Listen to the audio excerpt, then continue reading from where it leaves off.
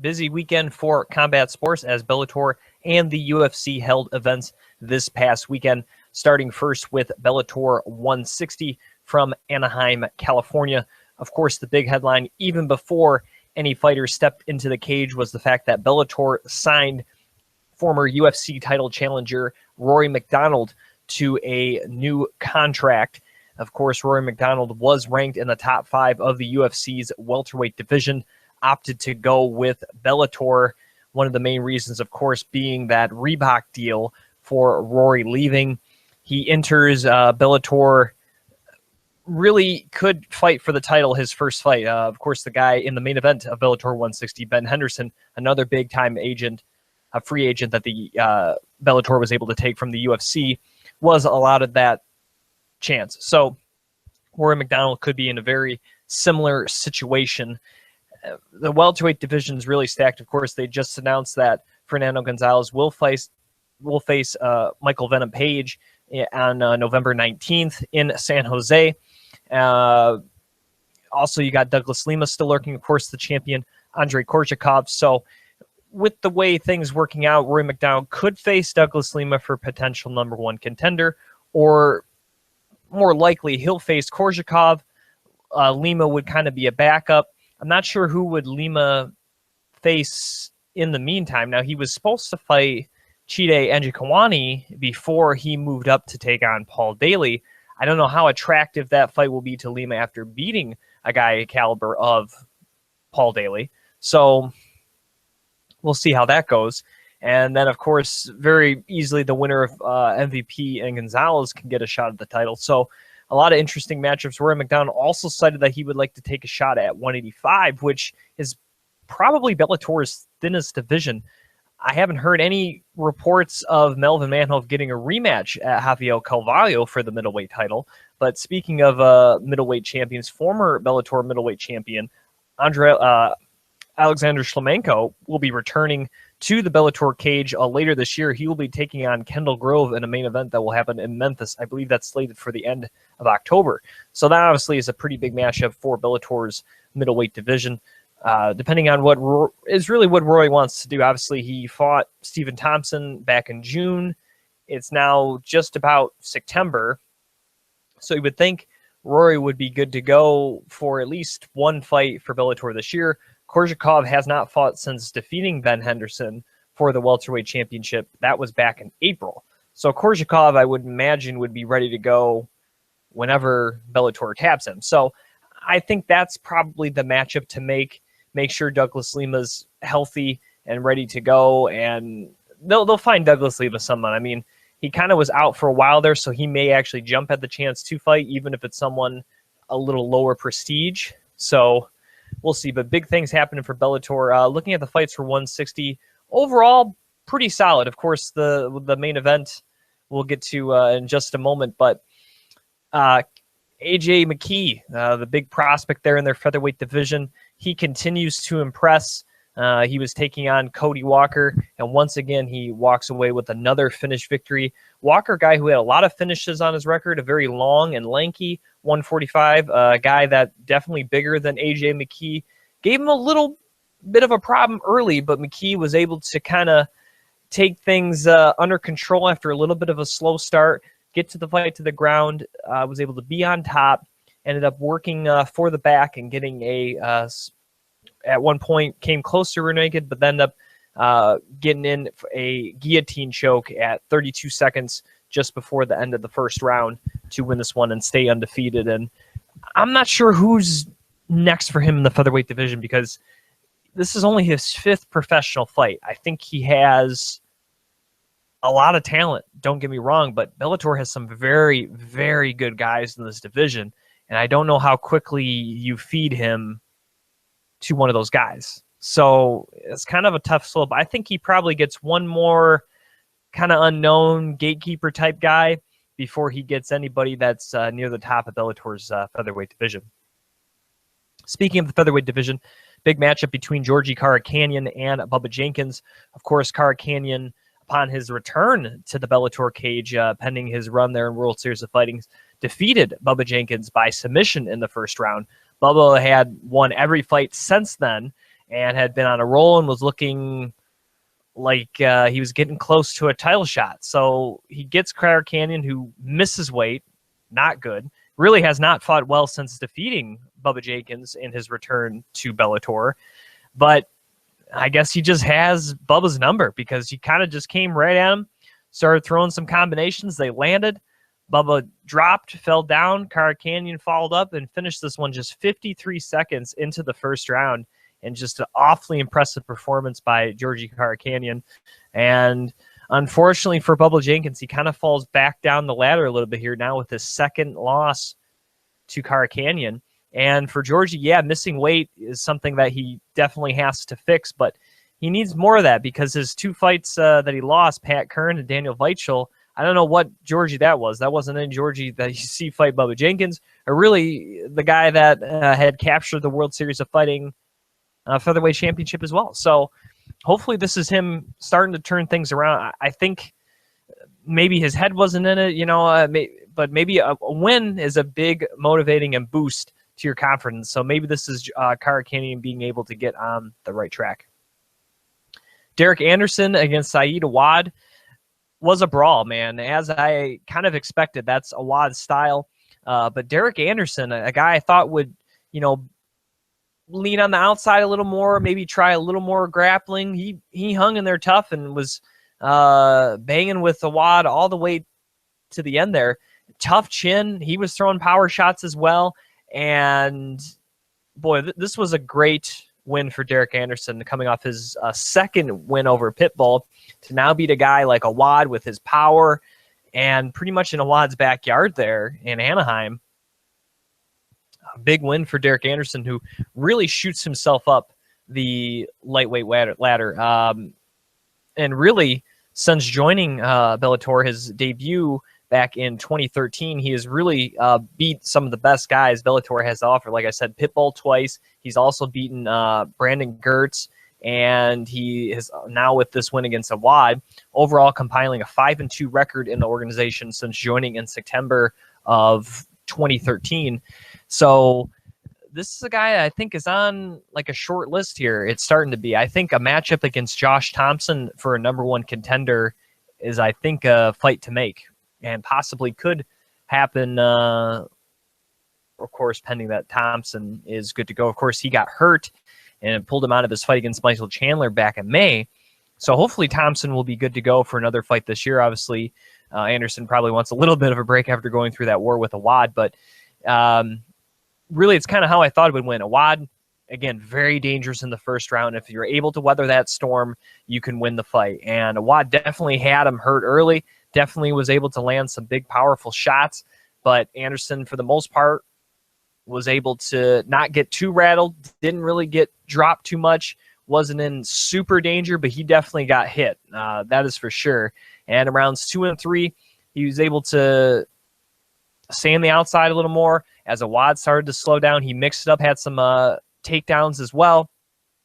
Did really good in the clinch, and I just thought showed incredible toughness, great conditioning, and also showed the ability not just be able to strike from the pocket and outpoint people, kind of like he did against Pitbull, but show that, yeah, this guy can strike inside the pocket, and he can throw hard too.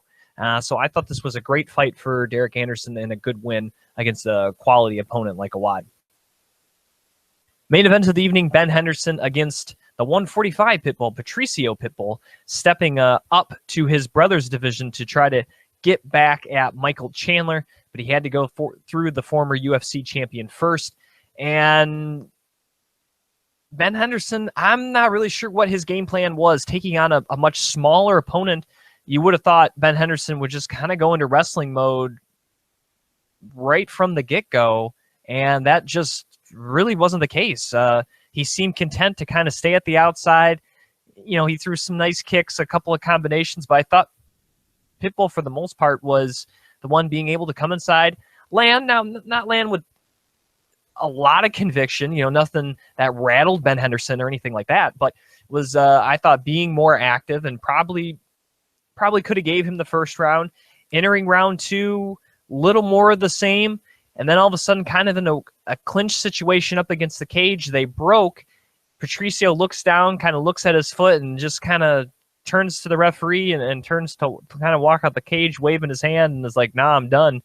Ben Henderson cited that a couple of checked leg kicks that he had from Patricio, maybe the cause of the injury.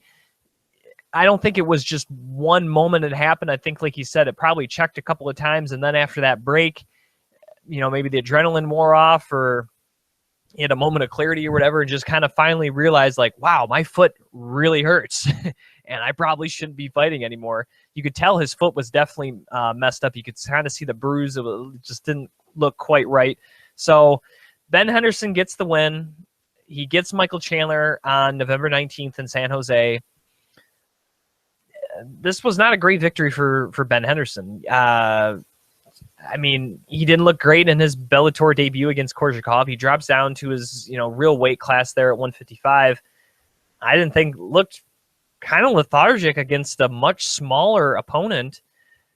He's going to have to up his game against Michael Chandler, because I don't think Michael Chandler's not the guy who sits back, and he wasn't going to he's not going to employ a strategy like Patricio. He's coming at you, he's throwing bombs, and he's going to try to push you up against the cage.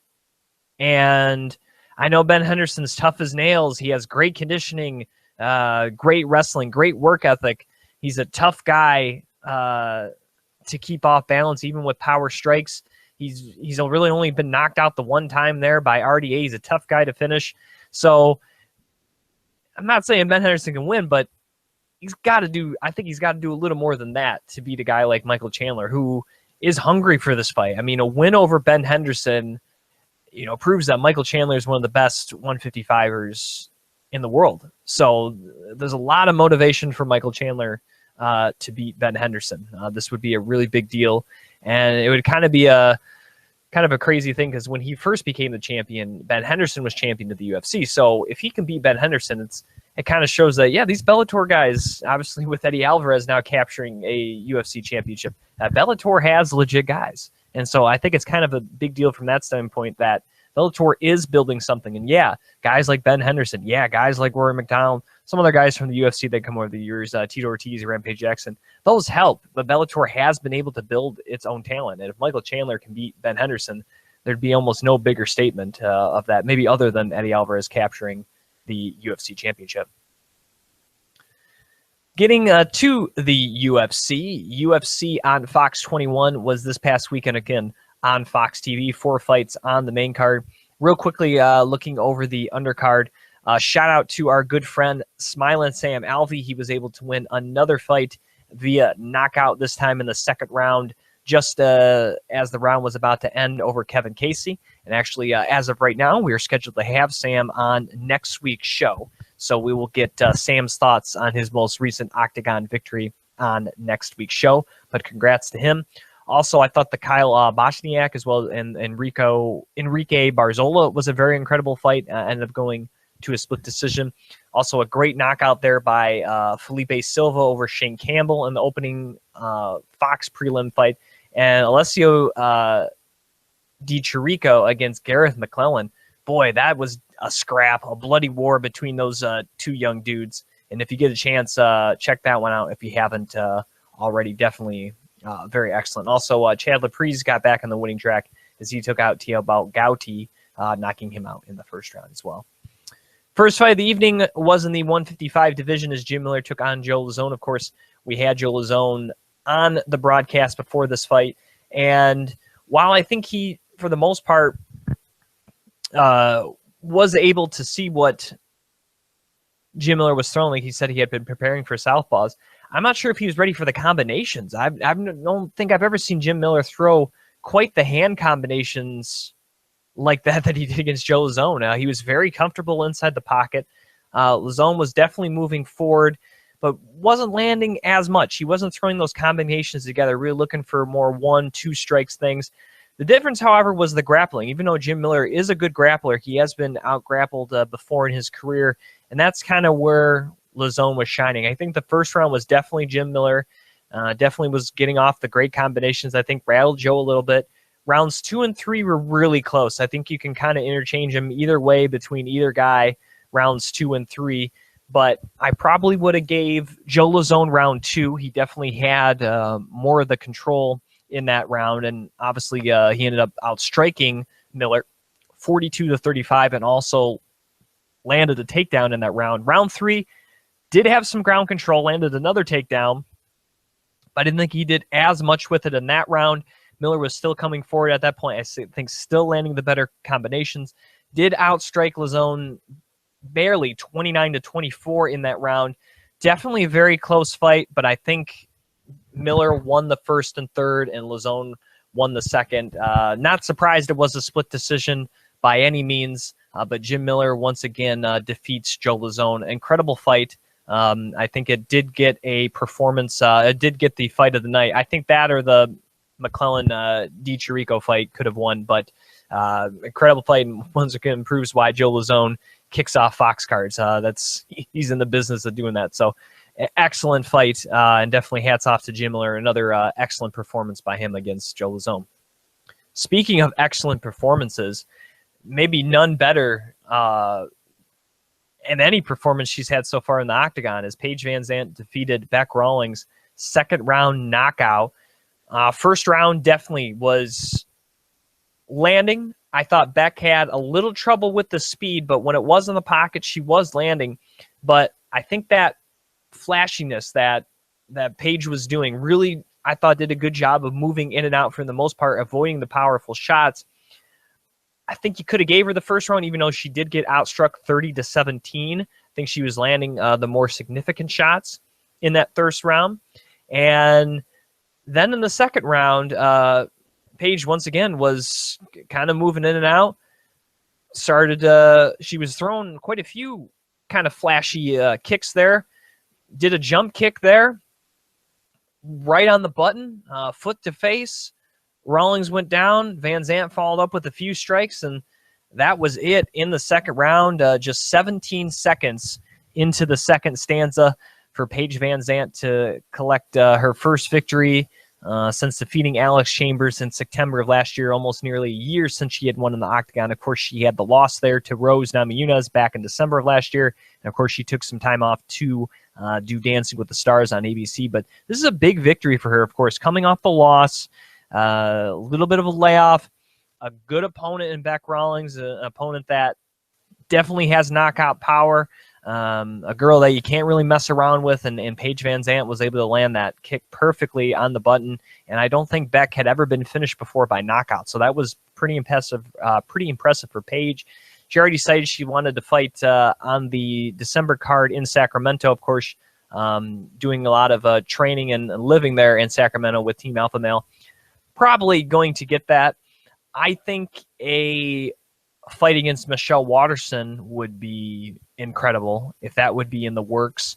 I also think possibly Tisha may book a fight before then, but that would be solid. And I also think who we'll get to here in just a moment, Cortney Casey. I think Paige against Cortney Casey, I think also would be a very excellent fight with the way those two like to bring it. So a lot of options for PVZ coming up, but a big victory there, taking out Bec. And for Bec, he got caught. It happens. I still think she can be a force to be reckoned with this division, but yeah.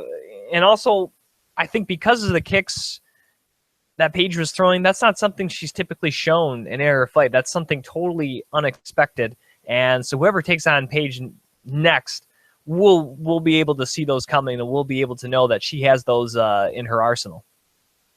Co-main event of the evening in the featherweight division as former UFC lightweight champion Anthony Pettis made his debut at 145 against Charles Oliveira, one of the best submission experts in the game.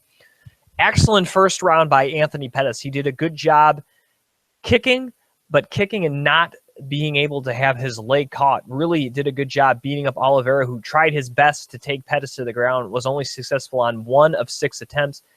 Pettis was able to get back to his feet, and when it was in a striking range, Oliveira did not have much of an answer for Showtime Pettis, especially in that first round. Definitely got beat up, a little bloodied, a little bruised in that first round. The second round, Oliveira was finally able to land one of the takedowns and sustain ground control. Definitely had Pettis in some interesting positions.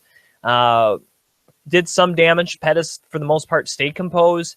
Didn't get caught in any too bad a position. but definitely not an area that you want to be for any length of time against Charles Oliveira, who I think definitely took that second round. In the third round, Oliveira had a couple of takedowns, but Pettis, looking like the fresher guy, definitely had taken a lot less damage punching and kicking wise, was able to sync up a guillotine choke. I think Oliveira is so desperate for the takedown, knowing that he could not stand with Anthony Pettis, kind of wasn't really even thinking, just kind of shot in for a double leg. Pettis got it, and that's kind of how Pettis gets these submissions, very similar to how he submitted Gilbert Melendez to defend his lightweight title at the time. And he did the unthinkable, submitted Charles Oliveira in the third round, and a very excellent debut in the featherweight division.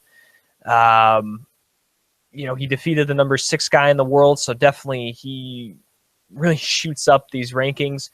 Depending how things go with Conor McGregor, that would leave a match between most likely Max Holloway and Jose Aldo for the undisputed featherweight champion, if Conor had to vacate to fight Eddie Alvarez.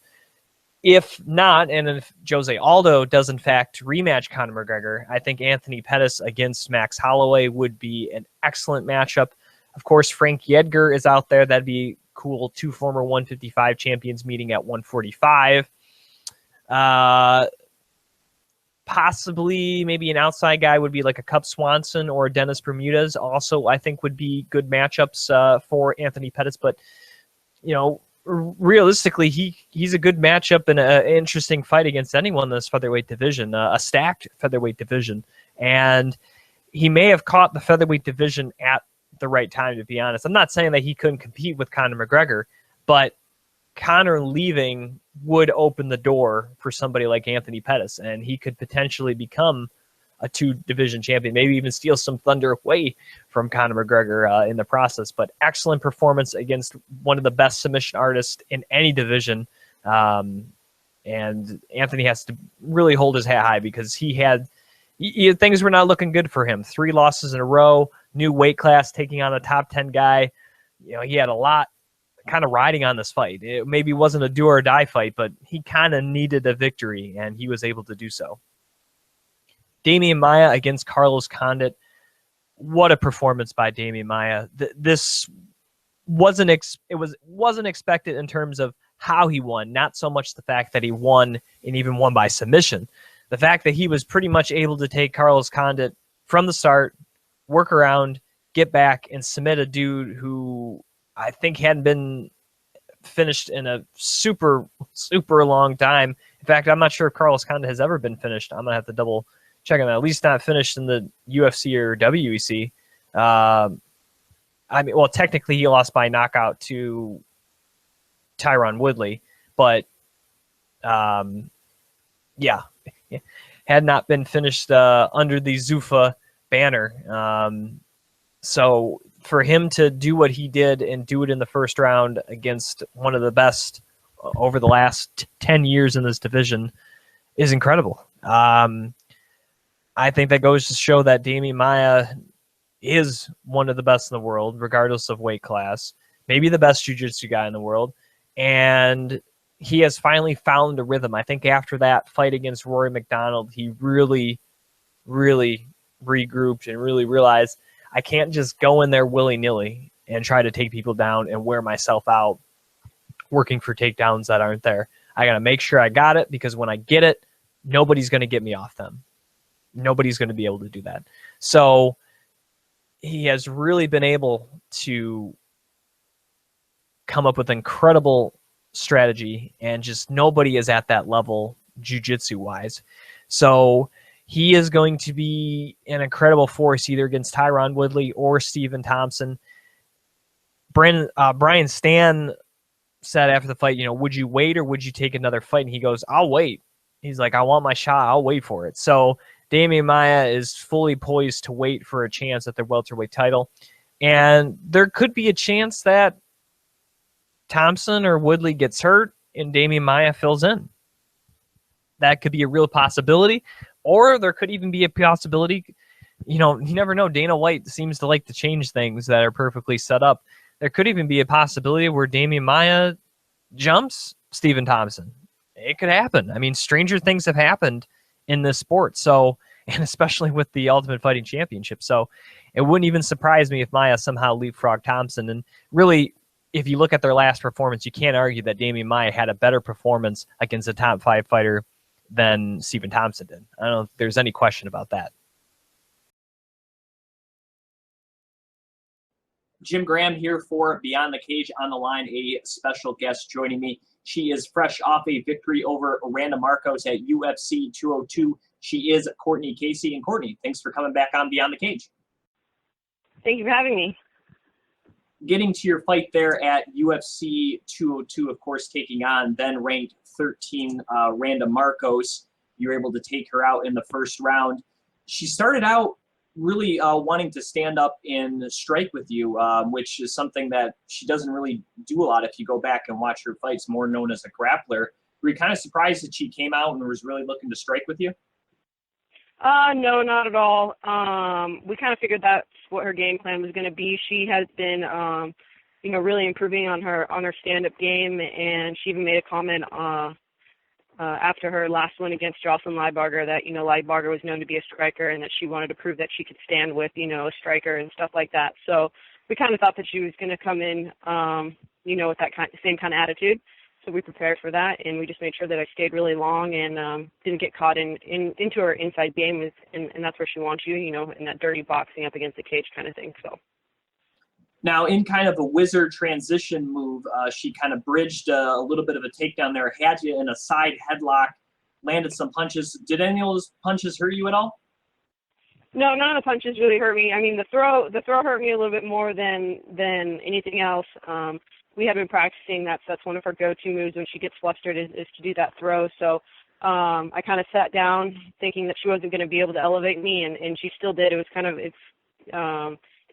really slow, and I landed right on my head.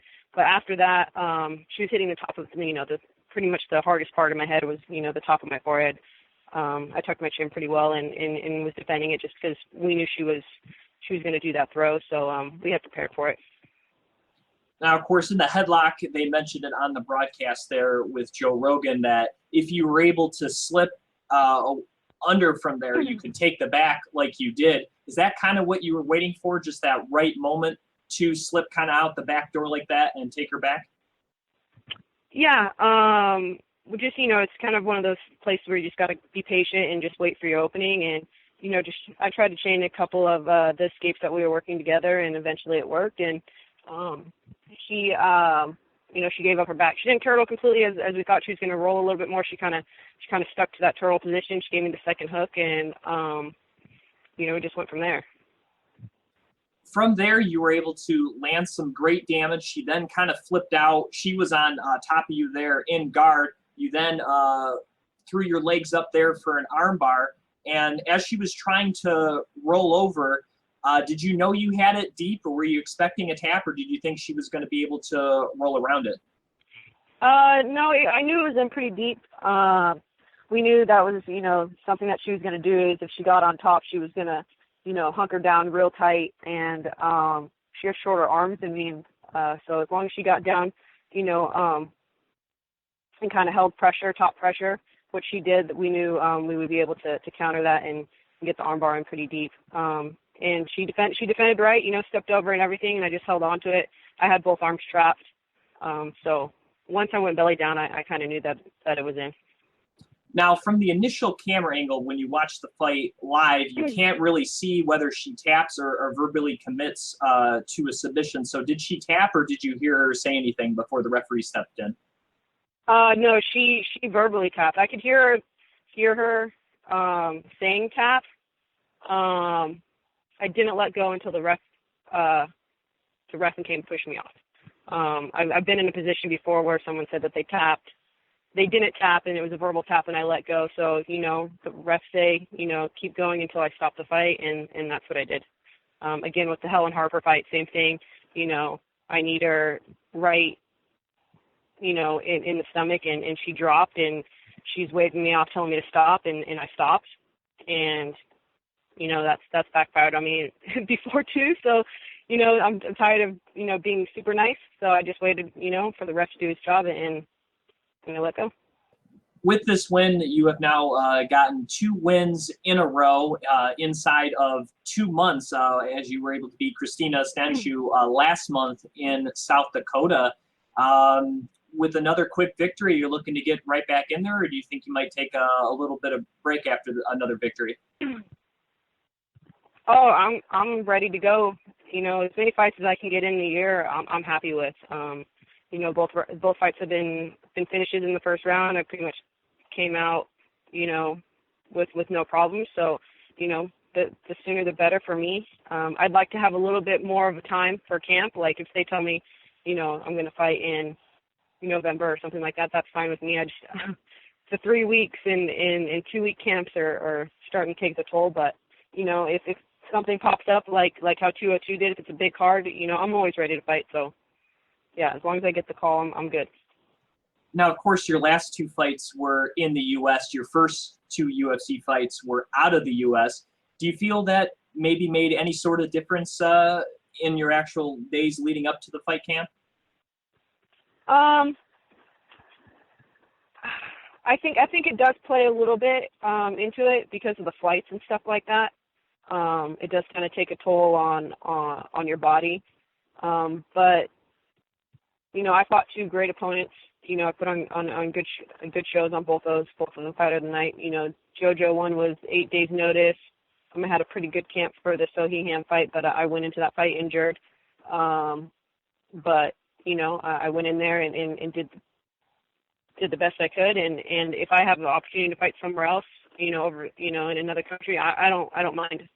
I'm not someone that's going to be like, no, I only want to fight in the States. But it was nice to be able to fight close to home and have my family and stuff come. But yeah, wherever, whenever, whoever, they call me, I'm ready.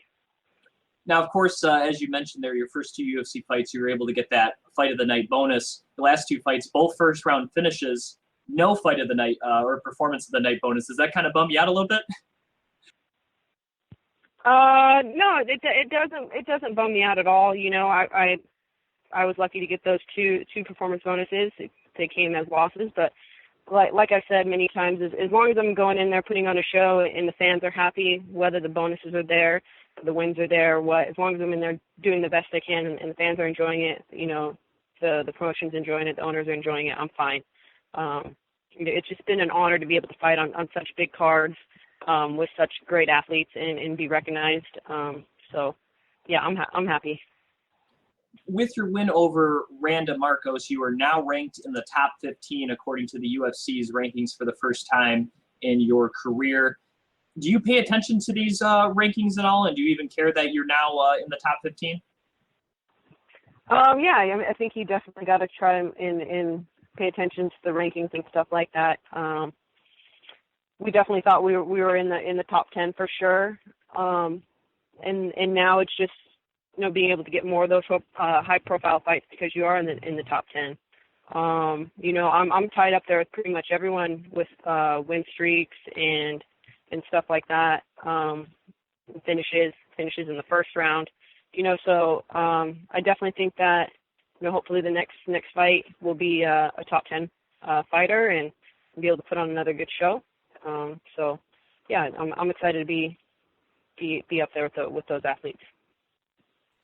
Is there anyone in the top 10 or top 15 that you would specifically like to take on next? I think the Page fight makes a lot of sense. We both had fight of the nights. I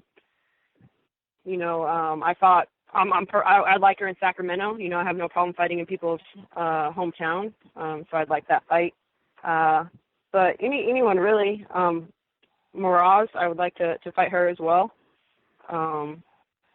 But anyone they give me in the top 15, I'm happy with, because those girls go out there and they put on a show and they scrap, and that's what I'm looking to do. Speaking of Paige Van Zandt, of course, she just fought a few days ago there in Vancouver, knocking out Beck Rawlings there. What did you think about that kick that Paige landed on Beck? It doesn't surprise me. Like she's very athletic. Paige is very athletic. I think she has like a karate or taekwondo background. That they pretty much, they really emphasized on it in Invicta and stuff, her background in training in martial arts and stuff.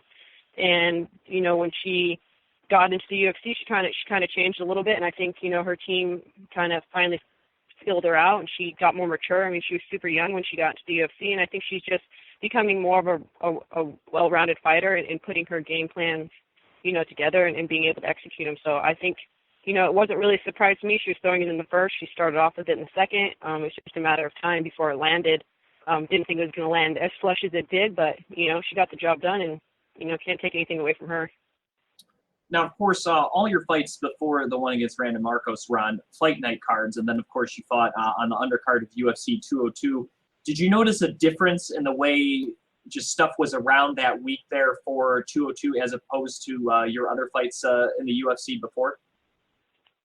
Yeah, people ask me that. I don't think you could really compare those. I mean, it was a Diaz-McGregor card, you know, like, so I could only imagine, you know, what another card in Vegas would be with a headliner not as big, you know, but, I mean, it ran smoothly as it did in Sioux Falls or in Korea. I think the team, you know, and puts everything together, and all the shows feel like a big show. You're taking care of the fans. Are great everywhere I've gone, so I can't really say, yeah, I mean, the Diaz card was awesome. Like, don't get me wrong, it was awesome, but the Sioux Falls card was great as well. You know, I think the UFC does a great job of picking venues and picking places where they go. But as far as people-wise and noise-wise, it was crazy at the 202. It was definitely crazy, and I was just super happy to be a part of it. Now, of course, right after UFC 200, I believe, as you were getting ready to prepare for your fight there in Sioux Falls, of course, the UFC announced its sale with the Fertitta brothers selling their share for nearly $4 billion. Did that kind of surprise you at all? I know there were a lot of rumors and speculations about if a sale would take place, but did the sale surprise you? And then my second part would be, has anything changed so far since the sale as far as you, any contact with the ownership and whatnot? It like you said, it had been floating around for a while that it was going to be sold. I don't think anyone knew exactly how much it was going to sell for, how big it was going to be for, but, you know, it hasn't really affected me. We were notified about it. We got emails and, you know, letters kind of explaining and welcoming the new ownership and everything and what we should expect as athletes and stuff like that. So, you know, I personally haven't been affected by it, but it's brand new. I think they just took over after 202. Like, the sale happened, and then, you know, everyone's trying to get their ducks in the row and everything like that. So I think it's just starting. I know Cowboy just signed a new contract with the new owners and stuff like that. So I think here in the next 4 to 6 months is where we're going to start seeing, you know, the changes.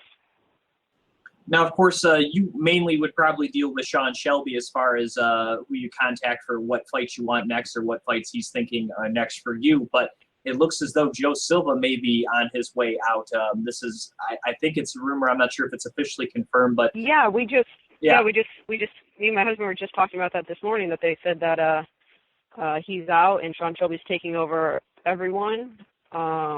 They might be thinking of bringing someone in just to handle the women.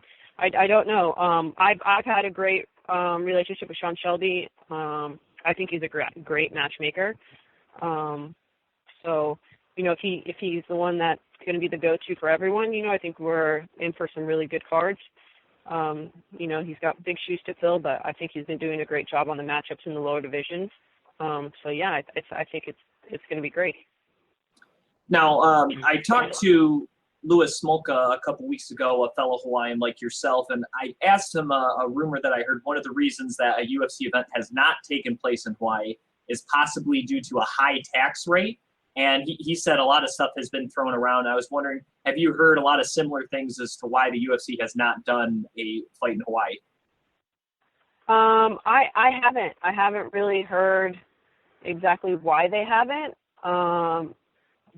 It's been kind of joking around that the UFC staff, when we bring it up during check-in and stuff, that it'd be too hard because everyone in the UFC office is going to want to go to the fight and no one wants to deal with it because everyone's going to want to go to the fight in Hawaii. But that's just, you know, that's just jokes and stuff around that. As far as realistically, I don't know why they don't. I think it would be a great venue. I think it would be, you know, a great card. There's tons of Hawaiians on the card. I think you could almost do, a whole Hawaiian card versus mainland. But yeah, I don't know if it's the tax rate. I mean, that's kind of crappy. And sticking with the Hawaiian theme there, of course, BJ Penn is looking to make his return to the octagon against Ricardo Lamas later this year. I believe that's supposed to be in the Philippines. Yeah, the Manila card. What do you think about what do you think about that matchup there? I think it's a good matchup. I think everyone's excited to see BJ back in there. You see him around, you hear, Coconut Wireless and everything, that he's in good shape. He's been training really hard. It's the best BJ. So, I think with the type of fighter BJ is, like, it's always going to be an exciting fight, no matter what, win or lose. It's going to be a great fight. So I'm excited for it. I hope everything, pans out and they make it to fight night. Now, speaking of UFC 202, just to get back there for a moment, obviously the main event was Nate Diaz against Conor McGregor for the second time. What did you think about the fight, and do you think it was scored correctly? I agree with the running away. I agree with that. Like, we're there to put on a show, and we're there to fight. And he was, talking all this crap about how he was going to stand toe to toe with him. And granted, he did, but he ran a lot, so it's kind of hard to score those rounds how they scored them. But, Diaz did get dropped, a few times. He got taken down, but, I think if anything, it should have been, if they're going to do it, it should have been a draw. If Diaz didn't win, it should have been a draw. That's how I see it. Getting to your division there, the strawweight division, of course, earlier this year, Carolina Kowalczyk defeated Rose Namajunas at UFC 201. It looks as though she will be next in line for Joanna Jędrzejczyk. If that is indeed next, what do you see potentially in that matchup against the two ladies there from Poland? I think Joanna's going to put on another clinic. To be honest with you, I don't think she's ready for Joanna's striking and pace. She is Courtney Casey. You can follow her on Twitter and Instagram at CastIronCasey. And Courtney, thanks again for coming on the show. I really appreciate it. I look forward to your next fight, hopefully later this year. Thank you. Once again, that was Courtney Casey right here on Beyond the Cage. UFC Fight Night 93 exclusively on the UFC Fight Pass from Hamburg, Germany. Features 4 fights on this main card. Again, for this fight exclusively on Fight Pass. Kicking off will be Germany's own Nick Hein, as he will take on Tai Hyun Bang.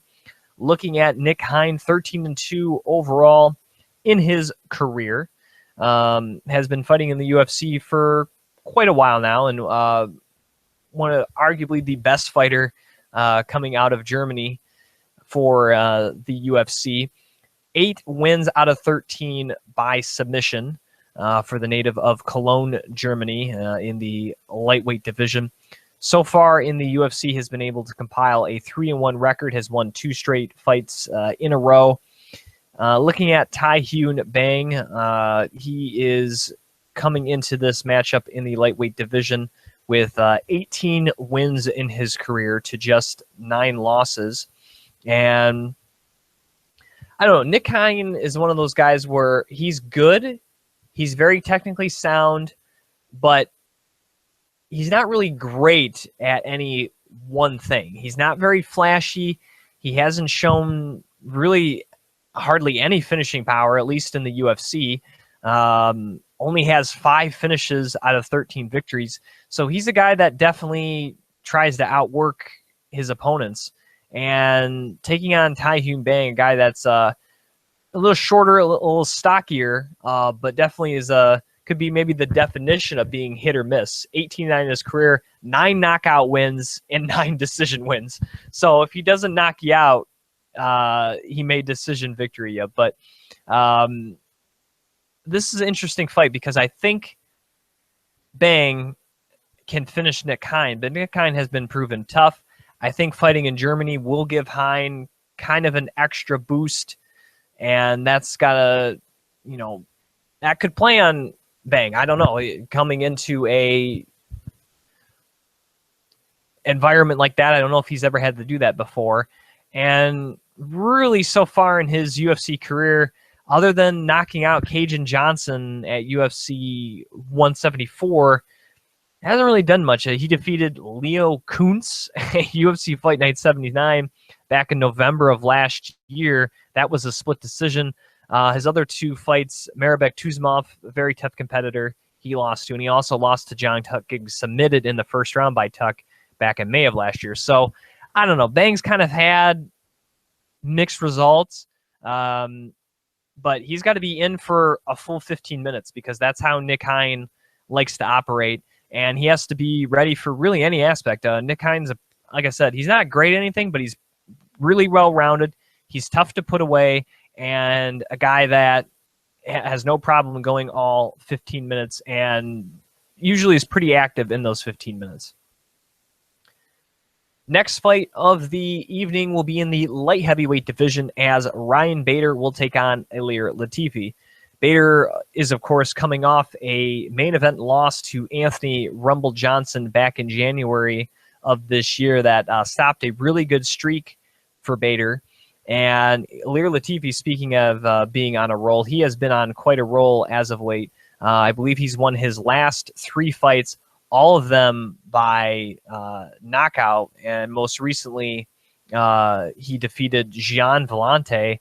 That was, I think, a few months ago. That was back at UFC 196. That was the only win in recent memory that wasn't a knockout or a finish in the UFC since his debut in April of 2013. Has compiled a 5-2 record, only lost to Gegard Mousasi, which he did on like 3 days' notice. And did as good as he could. And then he also got caught just real quickly there by Jan Blachowicz at UFC Fight Night 53. But other than that, he's finished most of his opponents. Some tough dudes: Chris Dempsey, Cyril Diabate, Hans Stringer, Sean O'Connell, and then had an awesome fight there against Jean Vellante back in March. Was the only guy he hasn't put away as of late. Winning 5 out of his last 6 has looked awfully impressive and taking on probably the toughest test of his career. And I know maybe Gegard Mousasi would have been more higher ranked, but it's hard to say on 3 days' notice, filling in for his training partner there in Alexander Gustafsson. It's kind of hard to say that was the toughest fight of his career, or the biggest test of his career since he came in, also making his UFC debut. But I think taking on a guy like Ryan Bader, who's a very strong wrestler, a great takedowns, good cop control, has some power, has really developed into a solid striker. I still don't think he's that great of a striker, but he definitely has improved. Obviously, his win over Rashad Evans definitely showed that he has developed as a stand-up fighter. But however, he just ran into the animal that is Anthony Rumble Johnson. And even though Ryan is the better wrestler, with Latifi's size being 5'8" in this 205 division, being short and stocky, he's a harder guy to take down, being the lower center of gravity. So I think Bader, well, certainly he can still take down Latifi, don't get me wrong. I think it's going to be a little harder.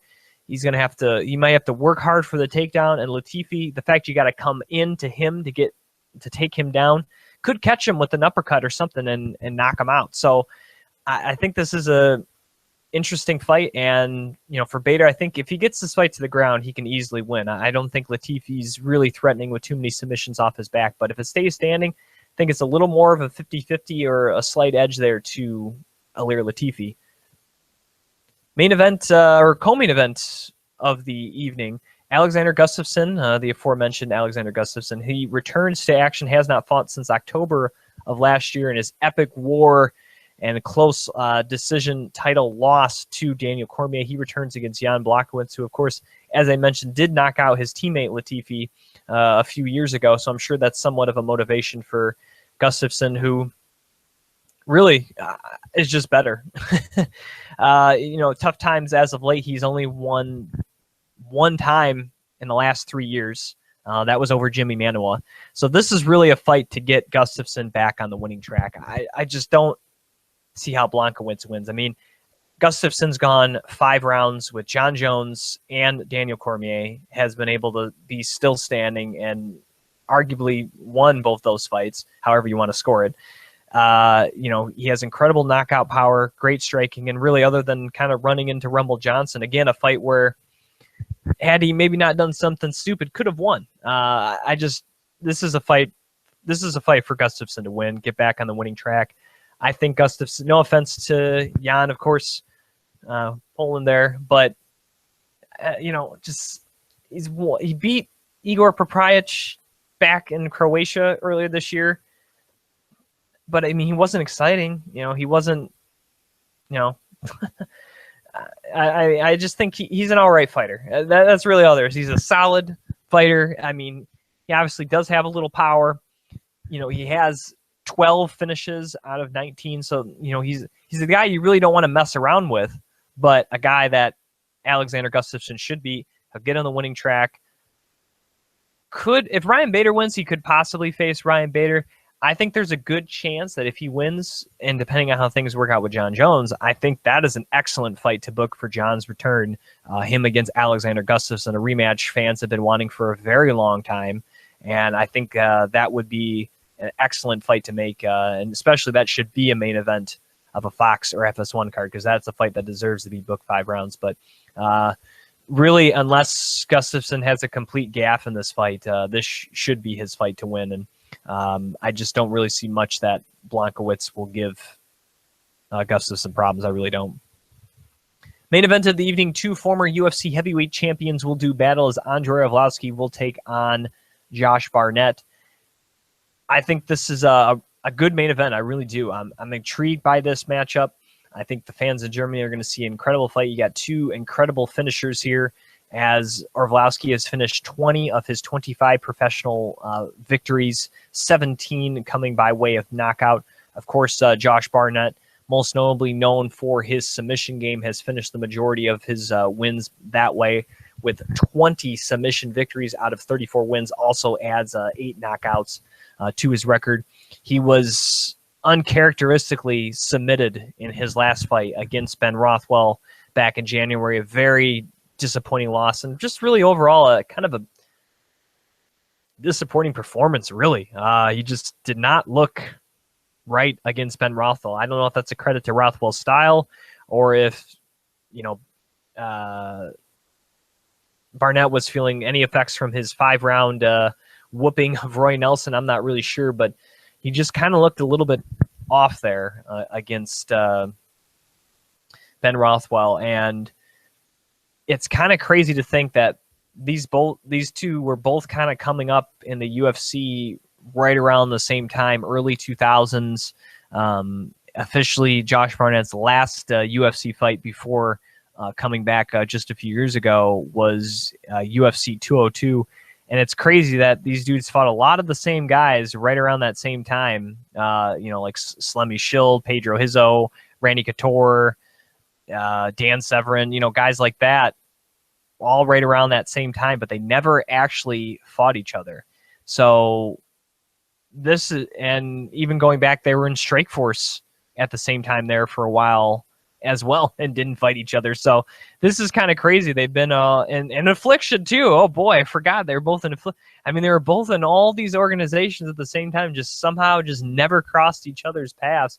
Now with Barnett being 38 and Arlovski 37, they finally meet here at UFC Hamburg.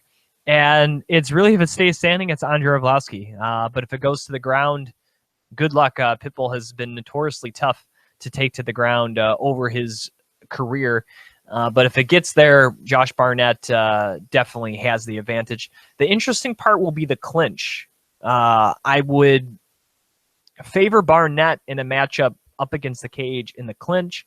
But I think Pitbull has kind of worked on that. I think you saw in the Travis Brown fight.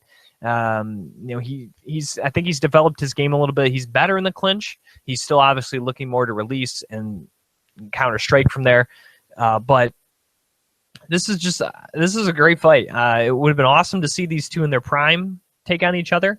but it's still an excellent fight now, and really both need a win to try to stay relevant in this heavyweight division, the division that obviously has a title fight coming up, and depending on how that goes, will obviously shake up the division. And really, Arlovski, despite losing to Stipe Miocic and then most recently Alistair Overeem, still really with the win is right back in. I think Barnett, the same thing. A win really helps either guy, and maybe they can make a late title or maybe not, but we'll find out in this fight whether either still has some left in the tank here. And I don't know, I'm really intrigued. It's like I said, it's not a huge technical breakdown for me. I apologize. But if it stays standing in that range, it's definitely Andre's fight. But if Barnett can take this thing in the inside and do get it to the ground, even if he's off his back, I still think that's his domain and an area Pitbull does not want to be in. With that said, I'm going to get to my picks here for UFC Fight Night 93 from Hamburg, Germany. First fight of the evening in the 155 division, Nick Hein against Tai Hyung Bang. I think Bang has a chance to win. He definitely has a puncher's chance, but I'm going to go with Nick Hein in this one, fighting in his home country. I also think he's the more well-rounded fighter. Ryan Bader against Ilir Latifi. Latifi's been on a roll, but I think Bader's going to be able to do enough with the grappling game to get a decision victory. So I'm going to go with Ryan Bader in this one. Kind of already gave him a pick away, but it's Alexander Gustafsson. I think that he's just going to blow right by Blachowicz. Maybe not a first-round knockout. Maybe he kind of feels him out. You know, he hasn't fought for a while. Maybe kind of has a feeling out process and then probably finishes him in the second. But for Blachowicz, I think that's maybe the round to catch him. I think you got to throw caution to the wind here. I think you just go out full force and you try to finish Gustafsson, because I think you sit back and doing a normal game plan, waiting, counter, I don't think that's going to work. I think you just got to try to do something to catch Gustafsson off guard. I don't think it'll happen, but I think that's what he has to do. Andre Arlovski against Josh Barnett. I'm going to go Josh Barnett. I think that his ability to get in the inside, possibly take this down, the fact he can kind of change it to different levels, I think he can do that, possibly finish Andre Arlovski, again, who always has a puncher's chance, but I feel like this is going to be Josh Barnett's night there in Hamburg, Germany. Once again, would like to thank Cortney Casey, who came on the show earlier talking about her win there over Randa Markos at UFC 202. So thanks again to Cortney for coming on the program. My good friend Adam Nelson, a.k.a. Gorilla the Bear. Again, incredible artwork, a lot of it mixed martial arts inspired, but if you're looking for any type of artistic piece, please hit him up on Twitter or Instagram at Gorilla the Bear. Also like to thank Flying Brian J., always a big supporter of the show, also covers mixed martial arts as well, so give that guy a follow at Flying Brian J. And thanks for all the retweets that you give me, Brian. Really appreciate you supporting Beyond the Cage. Also supporting Beyond the Cage, of course, the great Facebook blog there, MMA Fight Club, always supporting Beyond the Cage, and like their page as well, and join the discussion and talk with other fans about this great sport of mixed martial arts at facebook.com/MMA Fight Club. Top Rated MMA, of course, always supporting Beyond the Cage. MMA for Life.ca, MMAinsider.net, AJ Hiller there at MMA Signatures USA.com, who, speaking of Stephen Thompson, I talked about him earlier in the show, getting a title shot. He's going to be getting some Stephen Thompson stuff in. So look out, you may be able to get some gear before he becomes champion. So be on the lookout for that as well. Also like to thank the MMAcommunity.com, always creating my stuff, excellent forums, doing cool Q&As too. I think they just did one with Jason Knight, so check that out. Also, it's free to sign up and talk MMA with your fellow fans there on the MMAcommunity.com. And also, I think they may be running a contest right now. You can win some cool gear just for signing up. Again, free to sign up on the MMAcommunity.com. I am Jim Graham. You can follow me on Twitter at Jim Graham and see what I'm tweeting about.